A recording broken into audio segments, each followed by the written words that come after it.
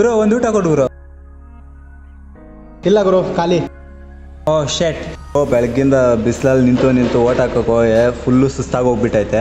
ಇದೆ ಪಲಾವ್, ಇಡ್ಲಿ, ಕೇಸರಿ ಬಾತ್ ಊಟ ಇದೆ. ಊಟ ಒಂದು ಪ್ಲೇಟ್ ಕೊಡಿ. 30 ರೂಪಾಯಿ. ನನಗೆ ಯಾಕೆ ಗುರು ಊಟ ಕೊಟ್ಟಿಲ್ಲ? ಇದಕ್ಕೆ ಏನು ಗುರು ಸಂಬಂಧ? ಒಂದು ಓಟು ಏನೆಲ್ಲ ಬದಲಾಯಿಸುತ್ತೆ ಅಲ್ಲಿ ನೋಡು. ಮತ ಚಲಾಯಿಸಿ. ಭ್ರಷ್ಟಾಚಾರ. ಒಂದು ಚುಕ್ಕೆ ಮತ್ತೊಂದು ಕಲೆಯನ್ನು ಅಳಿಸಬಲ್ಲದು.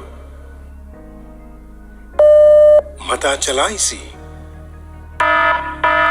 ಬಡತನ. ಒಂದು ಚುಕ್ಕೆ ಮತ್ತೊಂದು ಕಲೆಯನ್ನು ಅಳಿಸಬಲ್ಲದು. ಮತ ಚಲಾಯಿಸಿ. ಅನಕ್ಷರತೆ. ಒಂದು ಚುಕ್ಕೆ ಮತ್ತೊಂದು ಕಲೆಯನ್ನು ಅಳಿಸಬಲ್ಲದು. ಮತ ಚಲಾಯಿಸಿ. ಮತೀಯತೆ.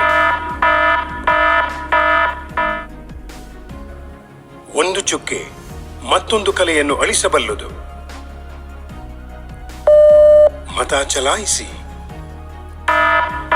ಆತಂಕವಾದ.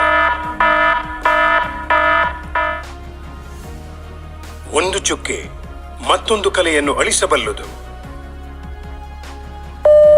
ಮತ ಚಲಾಯಿಸಿ.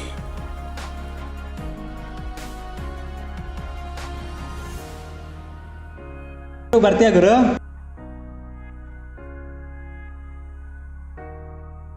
ಇಲ್ಲ ಗುರು, ಬರಲ್ಲ. ಯಾಕೆ ಗುರು?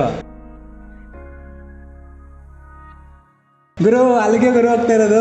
ಓಕೆ, ಹಂಗಾದ್ರೆ ಹೋಗೋಣ ಬಾ ಗುರು.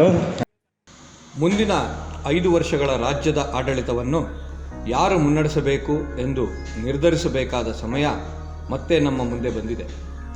ನಮ್ಮ ಕ್ಷೇತ್ರದಲ್ಲಿ ಯೋಗ್ಯ ಅಭ್ಯರ್ಥಿಯನ್ನು ಆರಿಸುವುದರ ಜೊತೆಗೆ ರಾಜ್ಯದಲ್ಲಿ ಉತ್ತಮ ಆಡಳಿತ ನೀಡಬಲ್ಲ ಪಕ್ಷವನ್ನು ಅಧಿಕಾರಕ್ಕೆ ತರಬೇಕಾದ ಸವಾಲು ನಮ್ಮ ಮುಂದಿದೆ. ರಾಜ್ಯದ ಹಿತದೃಷ್ಟಿಯಿಂದ ಒಂದು ಕೆಟ್ಟ ರಾಜಕೀಯ ಪಕ್ಷದ ಕೈಗೆ ಅಧಿಕಾರ ನೀಡದೇ ಇರುವ ಜವಾಬ್ದಾರಿಯೂ ನಮಗಿದೆ. ಮರೆಯದಿರಿ, ಮತದಾನ ಒಂದು ಪವಿತ್ರ ಕರ್ತವ್ಯ, ನೆರವೇರಿಸಿ. ಮತದಾನ ಒಂದು ಪ್ರಬಲ ಅಸ್ತ್ರ, ಚಲಾಯಿಸಿ. ಯುವ ಸಂಕಲ್ಪದ ಮನವಿ.